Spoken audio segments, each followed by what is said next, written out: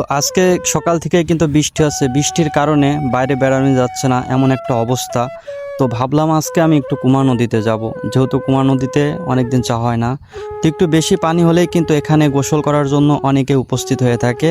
তো এছাড়াও কিন্তু এখানে একটা টিনের নৌকা আপনারা দেখছেন, এই নৌকাতে চাঁদ কিন্তু প্রত্যেক দিন মাছ ধরে। তো মাছ ধরার জন্য এই নৌকাটা বিশেষ করে এখানে রাখছে।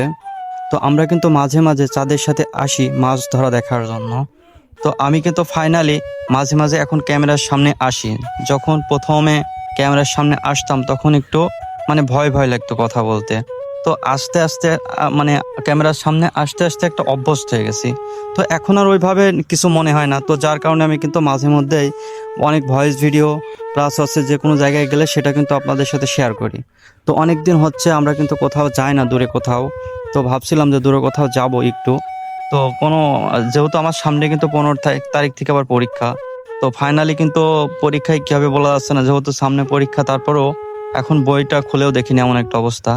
তো বৃষ্টির কারণে কিন্তু আশপাশের জায়গাগুলোতে যাওয়ার উপায়ই কিন্তু নেই, যেহেতু সকাল থেকে শুরু করে সন্ধ্যা অবধি কিন্তু বৃষ্টি পড়তে আছে, টিপটাপ টিপটাপ করে বৃষ্টি হচ্ছে এমন একটা অবস্থা। তো কুমার নদীতে এসে দেখছি যে পরিমাণ বৃষ্টি হয়েছে, কুমার নদী কিন্তু ভরাটি হয়নি এমন একটা অবস্থা। তো পানি আছে নদীতে একেবারে সীমিত, আগের মতন অতটা পানি কিন্তু আমি কুমার নদীতে অনেক দিন দেখি না। তো একটা সময় ছিল কি কুমার নদীর এপার থেকে ওপারে সাঁতরে যাওয়ার অবস্থা ছিল না, এত পরিমাণ পানি থাকতে কুমার নদীতে।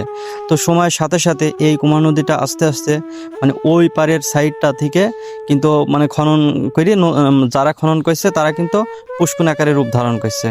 তো এটা কিন্তু গাছ জোরে করে রাখছে, এটা কিন্তু মূলত কুমার নদীর ভিতরে। তো তারপরও এটা নিয়ে কিন্তু কারোর কোনো মাথা ঘামানো নেই। তো এই জিনিসটা আসলে খারাপ লাগে, যেহেতু এই কুমার নদীতে একটা সময় মানুষ হচ্ছে নৌকায় পারাপার করতো।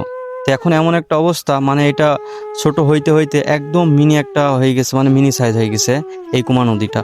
তো কুমার নদীতে কিন্তু মার্শাল্লাহ আগে অনেক মাছ পাওয়া যাইতো, যখন কুমার নদীটা অনেক বেশি বড় ছিল। তো আমরা ছোটোবেলায় এই কুমার নদীতে অনেক মাছ ধরছি। তো কুমার নদীর এই পাড়ে যে রাস্তাটা আছে সেই রাস্তার অবস্থাটা অনেক খারাপ, যেহেতু বৃষ্টি হচ্ছে সকাল থেকে, সেহেতু কিন্তু পানি আপনারা দেখছেন। তো আমি কিন্তু বাসার সামনে এসে একটু দেখাচ্ছি যে আশপাশের অবস্থাটা আসলে কেমন। তো এই যে বৃষ্টি মুড়োই দিনটা কিন্তু ভালো লাগে, মূলত খারাপ নয়, যেহেতু বৃষ্টির দিনে চলাফেরা করাটা একটু অসুবিধা হলেও খাওয়া দাওয়া ঘুমানো এই দুইটা জিনিস সব থেকে বেটার আমি মনে করি।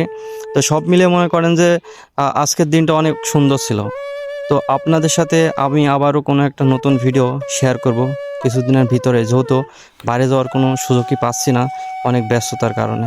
তো আপনারা যে হাঁসগুলাকে দেখছেন এগুলা কিন্তু চীনা হাঁস। তো অনেকে চেনেন এই চীনা হাঁসগুলা। এই যে দেখুন অনেক সুন্দর কিন্তু হাঁসগুলা আসলেই।